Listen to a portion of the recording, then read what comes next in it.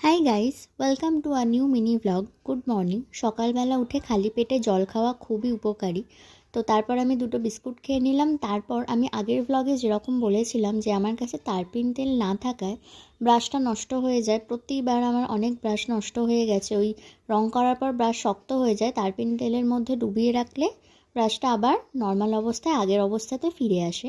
তো সেই কারণে আমি রংটা করতে পারিনি সেদিন। এটা ঠিক তার পরের দিনই আমি সব রেডি করে রাখি যাতে করে আমি আর ব্রাশ নষ্ট না করি, কারণ এর আগে আমি বহু ব্রাশ নষ্ট করে ফেলেছি এইভাবে। তো যাই হোক, তারপর আমি রং করে ফেলি পুরো জানলাটাই, যেমন দেখতে পাচ্ছ। তারপর আমি দুপুরে লাঞ্চ করে বেরিয়েছিলাম একটুখানি গাছপালা দেখতে, খুব সুন্দর।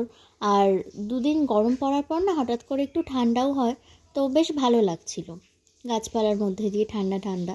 তো সন্ধেবেলা এসে আমি এই তাওয়াটা আনবক্সিং করি।